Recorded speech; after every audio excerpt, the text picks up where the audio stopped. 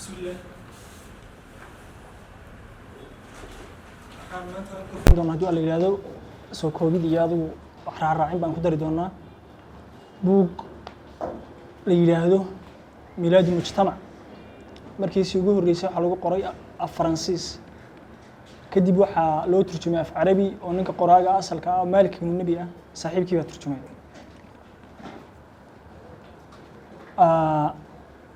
marka hore waxaan ku bilaabay hadii la yiraahdo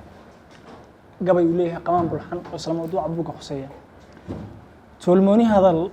waa inuu talo u dhaxeeyaa tuushkii xun iyo wiil yar waa la isla tiirshayo waa la isku wada tiirsan yahay sida tis odeede taaba la sii furo haduu kibir ku taabtaaye wala in rag oo tala adduuntada u maaha Malik ibn Nabi waa nin u dhashay wadanka Algeria ama Jazaa'ir af Carabiga lagu yiraahdo 1905 buu ku dhashay tuulo yar oo la yiraahdo Tabsa oo gobolka Qusantiniya la yiraahdo oo magaalada saddexaad ee ugu weyn wadanka Algeria ka tirsan ayuu ku dhashay qoys diin haysad fiican oo sabool ah asal raacana ayuu ka dhashay tuuladiisa soo iskaga noolaa sanad kadib maadaama waalidkii ay sabool ahaayeen wuxuu soo guuray caasimadda gobolka Qusantiniya adeerkii ayuuna soo raacay يعني مالك بن النبي وانين عص فكر كمرك الله فيريو أفريقيا كاملها مرك لقى دنكا يا عربت يا إسلام كجودبة قرن يلا باتنا هذا علوس إن كستو هذا أنتي ونورا يوني كل وقتنا هذا لو دريمين لكن دب لقى دريمين ويان مرك مالك وحيابه لو قرتوا حكم إذا الدجال إنك جميسك إن أستانوا أبوها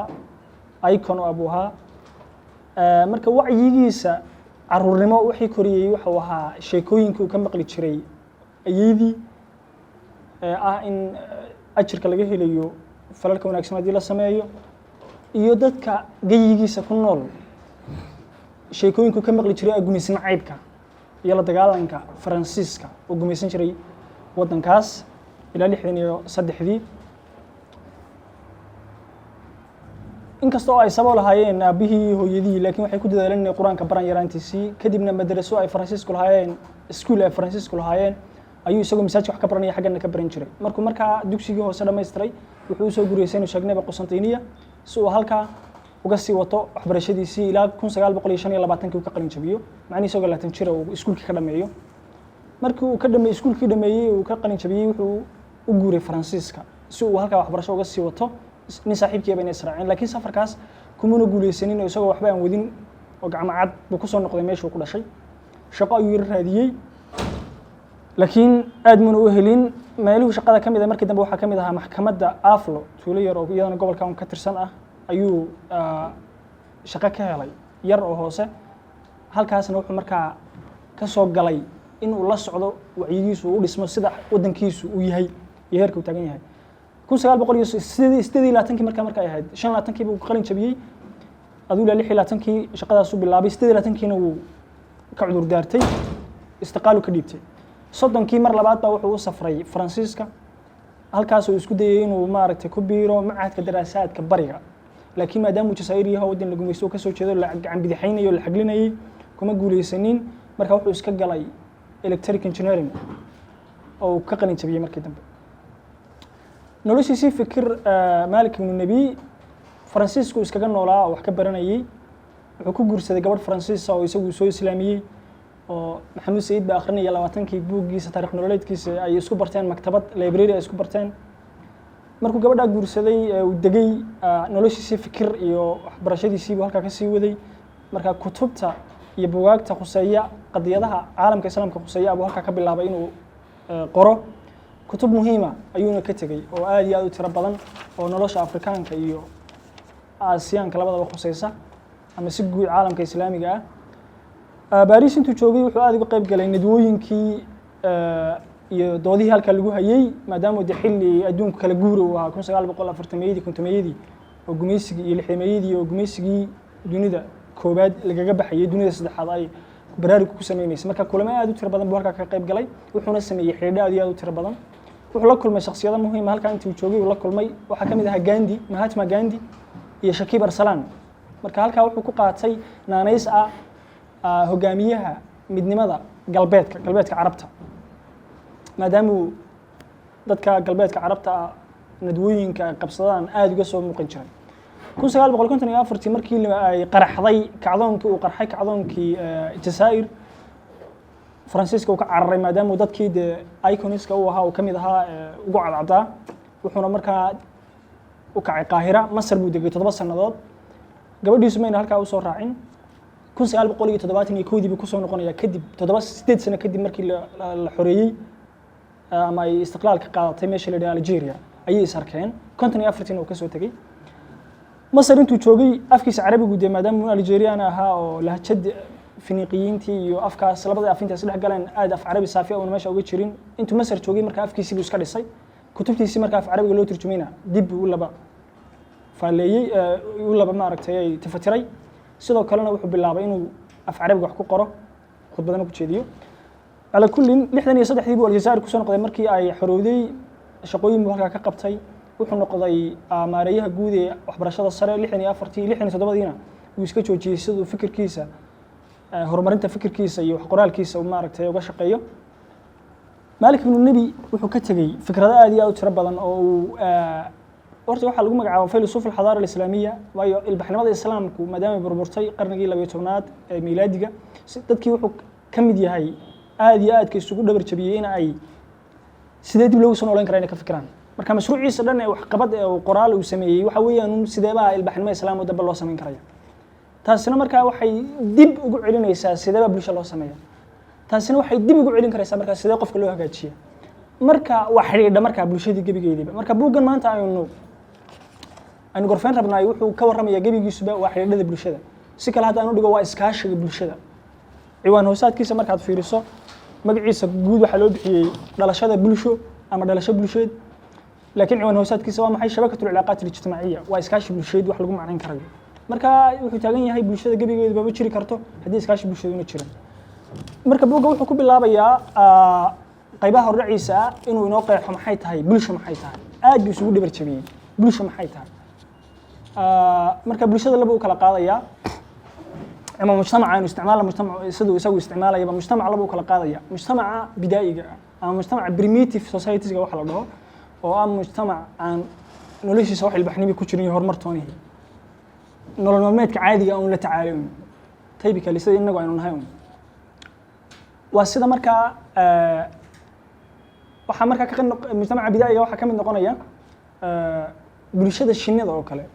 ma quraanjada oo kale isma bedesho kumanaan sano ay soo jirtay waa sideedii wax isbedel kuma dhaco waxa kale oo kamid noqonaysa qabiilka Afrikaanka ah gumaysigii ka hor wax ilbaxnimo total ayna jirinba iyo qabiilka Carbeed jaahiliyadii xilligii la joogay intaan islaamku u imanin ka hor waa mujtamacaadka bidaa'iga ah taariikhda macnaheedu kuma jiraan totally mujtamacaadkaasi mujtamaca labaad waxa weeye mujtamaca taariikhiga wuxuu u bixinayo waana mujtamaca isbedelaya mujtamaca hore waa mujtamac fadhiya dhaqdhaqaaq inaan isbedelaynin mujtamacan dambe mujtamaca taariikhiga ama historical society waxa la oran karayana waa mujtamac dhaqdhaqaaqayo isbedelaya waxa kala duwaya marka waa dhaqdhaqaaqa ama isbedelka ku imanaya bulshada dhexdeeda ayaa keenaysa farqiga mujtamaca bidaa'iga primitive society iyo historical society Malik ibn Nabi fikradda buugan oo kaga warramayo waxa uu saameeyay isagu wuxuu maaragtay daafure maaha iskaashiga bulshada waxa ugu horeeyay qofkii ugu horeeyay inta taariikhda hadda la hayo macnaheedu si falsafadaysan wax uga qoray bulshada inay ku dhisan tahayna sheegay dawladuhu ay ku dhismaan wuxuu ahaa Cabdiraxmaan ibn Khaldun ayuu ahaa oo isagu markaa wuxuu bixiyay wax la yiraahdo al-asabiyya social cohesion ilaa 5 qarni kadib waxa isla erayga noocaasa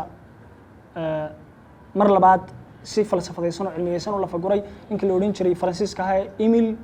Durkheim la oran jiray wuxuu isagu markaa u bixinayaa solidarity marka uu kala qaadaya mujtamaca beerolaha ah iyo mujtamaca beerolaha ay magaalada soo galay industrial society-ga noqday adoo organic solidarity iyo inorganic solidarity noocaas oo kala qaadaya isagu markaa isla mawduuci noocaas ah ragga ka horeeyay ay soo la fagureen ee ahaa iskaashiga bulshada guud ahaan marka la fiiriyo ayuu isagu mar labaad mar saddexaad u bixiyay shabakada cilaaqaat al-ijtimaaciyya bulshadu marka mujtamaca taariikhiga iyo sidoo ku sameysma mujtamaca taariikhiga hal laba si uu ku samaysmo inuu ka samaysmo maadooyin cusub dad cusub inuu ka samaysmo xubno cusub oo iyo aan mujtamacaad hore bulshooyin hore aan soo marin mujtamacaad hore burburay aan ka soo mid noqonin mujtamacaadka noocaasina waa mujtamacaadkii ugu horreeyey dunida inta la og yahay marka dee sida taariikhda loo qaybinayo bulshooyinka xilligii ugaadhsiga xilligii waxaa ku xigay xilligii loo hunting iyo gathering waxaa ku xigay marka xilligii agriculturalka marka mujtamacaadka agriculturalka markay samaysmayeen ama mujtamacaadkii beerolaha aadamo markuu heerka noocaas soo gaadhay mujtamacaadkii ugu horreeyay samaysmay waxay ahaayeen waxay ka samaysmeen maadooyin aan bulshooyin hore soo marin totally maadaama dee bulshaba ayna ka horreynin beerolinimadaas oo wixii hore islaxiya xubno is agdegin un ay ahaayeen oo la odhan kara inay ahaayeen qaabka labaad uu ka samaysmi karo mujtamaca taariikhiga ah waxa weeye inuu ka samaysmo cunsuro ama qaybo ka soo burburay mujtamacaad hore maarata ka soo mid noqday mujtamacaad hore burburay marka dhowr sibay ku iman karaysaa waa marka labaad ee aynu leenahay mujtamacan cusub ee taariikhiga wuxuu ka samaysmi karaya mujtamacaad hore soo burburay waa caariyeysi waa ergisu ka soo qaad bulshooyin hore oo burburay ayuu ka soo ergisanayaa qaybo ka mid ah dabeetana bulsho cusub baa ku samaysmaysa mujtamac cusub baa samaysmaya isticaarada noocaasi markaa dhowr sibay noqonaysaa in dadku qaabka u soo ergisanayo waxaa ka mid ah in dadku ay soo hijroodaanba ay soo doolaan sida doolkii ama hijradii samaysan mujtamaca Ameerikaanka America USA bulshada ku nool ee hadda samaysay waa bulsho dool ah bay ahayd sidoo kalena wuxuu ku samaysmi karayaa bulsho burburtay inihii ka soo hadhaadhay inuu isku urursado markaa bulsho cusub ay ku samaysato marka mujtamacii Romaaniga ahaa Roman society-gii waxa markay soo kaceen xadaaradii Greek meesha ay ka baxday dagaalay la galeen bulshooyin badan oo aaga ku noolaa bulshooyinka waxa kamid ah waxa koo la oran jiray mujtamacul ghaali mujtamaca gaalka kamid aha waxa kamid ah mujtamac kale la oran jiray al-mujtamacul qarnaatiji mujtamaca misriga ah baa kamid ah reer masarka imika baa kamid ah bulshooyinka noocaas oo dhan intuu dagaal la galay uu ka guuleystay mujtamaca Roomaankii marka sidoo ku samaysmay qaab noocaas ah intuu mujtamacaadkii markuu soo ifbaxay awoodii dad reer guraab ay ahaayeen iska Roomaanku ma ahayn dad ilbaxnimo lahaa marka Greegii markuu meesha ka baxay xadaaradiisii burburtay ayay iyagu la wareegeen wixii cilmi ahaa iyo wixii thaqaafi yaali bay la wareegeen way quwadeysteen mujtamacaad ku hareeraysanaa bay la dagaalameen mujtamacaadka waxa kamid ah mujtamaca masaarida kamid ah oo de Iskandariya hadda magaalada la yiraahdo Iskandar al-Maqduni oo ahaa ninkii boqorka halka ka tirin jiray ahaa baa loogu magac daray isaga asaasiba la leeyahay mujtamacaadka noocaas inta urursadeen marka ayay bulsho cusub ka samaystaan mujtamaca Romaaniga la yiraahdo taariikhda loo yaqaan oo ah ilbaxnimada Yuruba ugu horeyso Greek-ka ta ku xigtay Roomaanka bidawiyada laftirkeedu waxay ka soo qaataan tii Greek labadaas marka ayuu wax ku soo ergisan karaa bulshada cusub markay samaysmayso labadaas oo in loo soo doolo iyo in bulshooyin burburay ay soo urursato dabeetana ay bulsho cusub ku dhisato laakiin bulshada dhisitaankeedu wax si caadi ah isaga dhaca maaha isbedel isdaba jooga oo ay ka qayb qaadanayaan mujtamac wax soo ergisanaya iyo mujtamac wax laga soo ergisanayo ayay ku dhismayaan bulshada cusub ku dhismaysaa waayo hadda bulshada ma jirto sidii markaynu sheegaynay bulshooyinka hadda dhismaya oo dhan ilbaxnimadoona noqotay bulsho maadooyin cusub iyo kooxo cusub ka samaysmaysa ma jirto xilliga waa laga soo gudbay caadiyan dunida dhan ilbaxnimooyin baa ka wada dhacay bulshooyin baa ka wada samaysmay bulshooyinka hadday qaar burburaan ama ay dartoodaba yani arrimo jira dartoodba uga cararaan meelahoodii ama arrin dhaqaale ha noqoto ama arrin dalxiis ha noqoto adventure ha noqoto ayaa laga yaabaa inuu samayso sidoo kale bulsho burburtayna waa la urursan karaya marka dee mujtamaca Ameerikaankii hadda wuxuu ka samaysmaa uun bulshooyin doolay oo isu tegey baa sameeyey waa dad muhaajiriin oo caadiyan oo dool ah meesha waxa ku nooli mujtamac kale haduu isra hadda kan Etoobiyaanka laftirkiisuna bulshooyin burbur reer guraayin buu isku urursaday oo Etoobiya ka samaysan iyaga laftirkoodana dil la dhaho bulsho la oran karayo oo maaligna ogol yahay inkastoo ogolayn ba malaha maalig mujtamac sano kale oo fadhiyo isbedel baan lahayn bulsho lagu magacaabi karo isagu leeyahay caadiyan waayo bulshada waxa asal waa dhaqdhaqaaq isbedel inuu jiro weey hadii kale ma aha bulsho waxa iska noqonaysa bulshada shinnida oo kale ama bulshada quraanjada oo kale weligeed isbedelno kale iska noqonaysa marka haddaba bulshadu maadaama nidhi daral ay isagama samaysanto ay isbedel isdaba jooga oo ay ka qayb qaadanayaan mujtamac waxa laga ergistay ka soo ergisanaya ay ka qayb qaadanayaan bay ku samaysmaysaa samaysanka noocaas ay iskama dhaco ee qorshe guud oo saddex dhinac ka kooban ayuu ku dhacaa isbedelka noocaas qorshaha qaybtiisa koobaad waa masdarka taariikhiga ah tixraaca taariikheed ee isbedelka isdaba jooggaasa laga tixraacanayo talabaad waa maadooyinka la bedelayo ta saddexaadna ama waa xubnaha iyo bulshooyinka yaryar ee burbura ee la ururinayo ee la rabo in la bedelo bulsho quman laga dhigo ta saddexaadna waa xeerarka xakameynaya ama kontroolaya isbeddelka noocaasa haddaba marka aynu qayb dhinac jaanibka ugu horeeyo oo ah tixraaca taariikheed marka aynu ka fiirino bulshadu markay samaysmayso ay khasab tahay inay tixraac ku samayso laba sibi waxaynu arkaynaa inay bulshooyinku qaabka markay noocaas u samaysmayaan in ay laba nooc noqdaan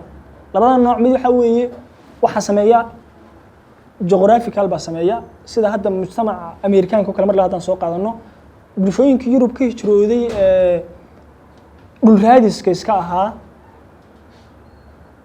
markay isu tageen dabiicadii halkaas ee ka kanayd Ameerika dhulkan la yiraahdo ee dadka Hindida iyo qabiilada kale iska deganaan ka kanayd ma aysan u dul qaadan karin maadaama iyagu ay kala cimilo ahay meesha ka yimaadeen sidaa daraadeed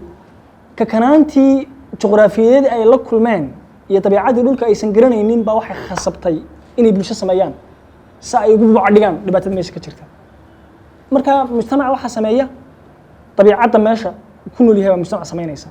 mujtamacaadna waxay ku samaysmaan iyagoo ajiibaya fikrad loogu yeeray marka mujtamaca islaamiga ka mid noqonaya mujtamacaadka dambe fikradda ku dhashay fikrad ku samaysma kuma samaysmin geographical iyo xayawaan noocaas fikrad ku samaysmay waxa ka mid ah sidoo kale mujtamacii Yurub ee hore ee fikradda masiixiyadda ku dhismay Roomaanka salka uu ahaa waxa ka mid ah mujtamacii Sofiyeetiga ahaa qarnigii 20aad ee burburay iyo kii Shiineeska ilaa hadda jiraba waxay fikrad bay ajiibayeen shucuud bay ajiibayeen Sofiyeetiga iyo Shiineeskuba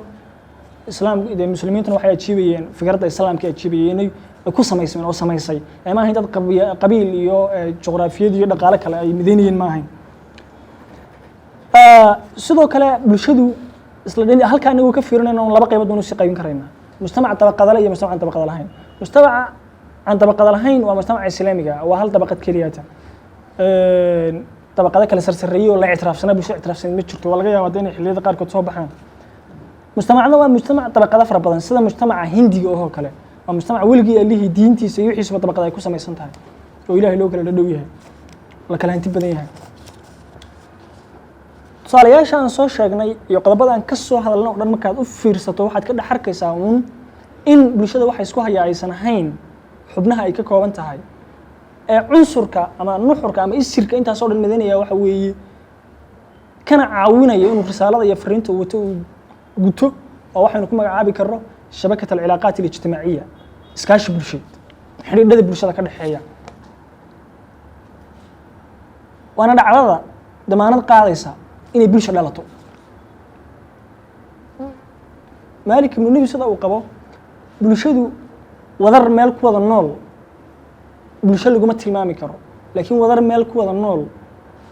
oo xiriir iskaashi bulshada fiican leh ayaa la oran oo dhaqdhaqaaq iyo isbedel sameynaysa ayaa la oran karayaa waa bulsho laakiin cid kasta bulsho lama wadar kasta meel ku wada nool bulsho lama oran karayo sidaa daraadeed qeexitaan buu inoogu sameynaya mar labaad haddaba bulshadu waa wadar aadami ah oo ku samaysanta iyadoo maraysa nidaam gaar ah nidaamka gaarka ah saddex qodob ama saddex sir buu ka koobnaanaya ay maraysa markii bulshada samaysmayso ka koobaad waa dhaqdhaqaaq ama isbedel ka labaad waa soo saaritaanka sababaha isbedelkaas ka saddexaad ama samaynta sababaha isbedelka ka saddexaadna waa sargoynta yoolka iyo higsiga loo socdo waa dhaqdhaqaaq inuu jiro bulshada wax samaynaya dhaqdhaqaaqaas sababaha keenaya waa in iyadu soo saarto oo dhaqaale ama akhlaaqad ama dabiici wuxuu doonaya ha ahaado juqraafiyada ha ahaadaba sababaha samaynaya yani fikraddii markisiyada shuuciyada oo kale midalan ba xilliyada kamid oo dadku iska wada degan yihiin bay soo baxday marka sababtii isbedelka ku keentay yani saddex meelood oo meel wax ku dhow bulshada adduunka ku nool inay fikradda shuuciyada raaco dhaqdhaqaaq ay sameeyso iyadoo markii hore fadhiday oo deganay oo dansanay waxay ahayd sababtii isbedelka keentay waa sabab dhaqaale bay ahayd sababta dhaqaalaha ee sidii loo yaqaan mooyee Ilaahay baa waxan qaybiyo oo dadkan kuwan tirada badan iyo dadka kaniisadda iyo maaragtay dadka Nobeltiska la oran jiray iyo hantiilayaasha iyo dadka xukaamta Ilaahay baa siiyay u daa waa qadare adiguna waad gaajaysan tahay waa iska joog waa qadar ilaahay fikraddii noocaas ahayd dee hal mar bay isbedeshay oo Marx iyo nimankii asxaabtiisa ahaa iyo xisbigiisa shuuciga ay bedeleen oo yiraahdeen dib waxana loo eego means of production iyo dadkii wax soo saarka ahaa labadiiba khayraadkan dunidu yaala dadka uu ka siman yihiin ilaahay ma jiro qof xaq u siiyay inuu hantida ugu badan yeesho ma jiro sidoo kale qof ilaahay xaq u siiyay macnaheedu in intuu dhul iqtaa wixii loo oran jiray feudalism-ka intuu dhul weyn si Ethiopia ka jirtay dhul weyn intuu iska qaato dadka ku nool oo dhan iyo de waxay soo saaraan oo dhanba inuu isagu la wareego wax soo arkiisa sidoo kalena fikraddii labaad marka ay ku dhalinaysa maadaama xilligii ay industrial revolution-ka ay joogeen labada kambi uu kala qaybinayo dadka dunida maanta jooga burjuwaasiyiinta iyo proletariatka tabaqada shaqaalaha iyo tabaqada hantida haysata ma jiro xaq ay gaar u leeyihiin oo Ilaahay u calaamadiyay tabaqada hantiilayaasha inay sidan u sii haystaan oo ay dhigmeertaan dadka tabaqada shaqaalaha tabaqada shaqaaluhu halka inay joogaan oo ay ku qancaan oo kaniisadii ay ku dimiso xaq u male marka sababta dhaqdhaqaaqii keentay qarnigii 20aad ee shuuciyadu waxay ahayd sabab dhaqaale marka waa sababaha dhaqdhaqaaq keenay mid kamid ah marka waxaan niri saddex sibaa bulshadu ku samaysmaysaa saddex sir maraysa dhaqdhaqaaq bulshadu gudaheeda ka dhaca isbedel dhaqdhaqaaq isbedel waa isla meeshii maadaama dhaqaaqi xaalad taagan inta laga dhaqaaqayo meel yaani de taagnid inta la iska bedelayo la isu bedelayo dhaqdhaqaaq marka dhaqdhaqaaq isbedel isagu maalikuna nabi isku sibuu isticmaalaya dhaqdhaqaaq kasta waa isbedel yani waayo xaalad deganaanshihi baad iska bedeshay ka dhiganta dhaqdhaqaaq marka bulshada isbedel ay samayso isbedel ay samayso inay soo saarto sababaha isbedelkaas iyo tasaddexaad oo ah in ay yoolkeedii higsigeeda xaqiijiso waayo de ma jiro bulsho dara la isaga soconaysa sida Soomaalida oo kale oo meel ay u socotay meel aan ka socotaan aan mid lahayn saddexdaas sabab marka ayuu u sheegayaa haddaba halkaas aynu ku sii haysanaayo dhaqdhaqaaq ama isbedelka taariikhda iyo socodka taariikhda maxaa sameeya halkaas su'aasha aynu isweydiinayna markaan marayno waxaanu dhawaan in bulshada dhaqdhaqaaq samayso maxaa dhaqdhaqaaqii taariikhda taariikhdu way socotaa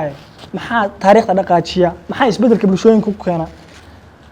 laba tafsiir baa jira sida Maalik ibn Nabi uu sheegayo isagu wax cusub kuma soo darin laakiin mid kamid ah wax ka yara bedelay labada tafsiir mid waxa iska leh filosoofkii Jarmalka ahaa loo oran jiray Hegel wuxuu celinayaa sababta xukunta dhaqaaqa iyo socodka taariikhda inay tahay mabda la dhaho mabda istiidada wuxuu ka kooban yahay isagu wuxuu leeyahay mabda istiidada wuxuu ka kooban yahay saddex qadiyada lidkeeda iyo natiijo qadiyadu marka waxa weeye wadar aadama in meel ay ku noolaatay waa qadiyad ku tahay inta aynaan taa ka gudbin wadar kasta oo aadamuhu meel ku nool waxa haysta dhib ah dinsanaan inaynan shaqada iyo dhaqdhaqaaqa waxa jecelayn waa caajisnimo shaqo yari ayaa tabiicada aadamaha kamid wadar kasta oo aadama meel ku nool marka ay tahay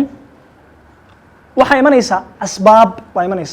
asbaab dhaqaale siyaasadeed diimeed waxyaabo noocaas oo kale ah baa imanaya dansanaantii noocaas ahayd bay lid ku noqonayaan marka bulshada dhexdeedii waxa ka dhacaya legdan tabiicadii aadamiga ahayd inay iska nasato iska fadhido iska fadhiidka iska noqoto iyo isbedel ka yimid ayaa legdan ka dhacaya bulshada gudaheedii legdanka noocaas waxa ka soo baxaysa natiijo ah isla janqaad iyo iskaashi waana wixii la rabay marka isagu haygilsada uu qabo isbedel kasta iyo taariikhda socodkeeda waxa xukumaayay waa mabda legdanka ah tabiicada aadamaha iyo isbedel siyaasadeed dhaqaale akhlaaqeed oo imanaya ama diimeed oo imanaya oo lid isku noqonaya tii fadhiidka ahayd iyo tan kale socota dabeetana legdankaas oo ay ka imanayso marka ay wanaagsanaato isla jaanqaad oo ka imanayo isla jaanqaadkaasina waa wixii xadaaradda sameynayay marka in bulshada isla jaanqaad oo hal ku wada dhaqaaqdo inteeda badan tafsiirkaasi waa kaas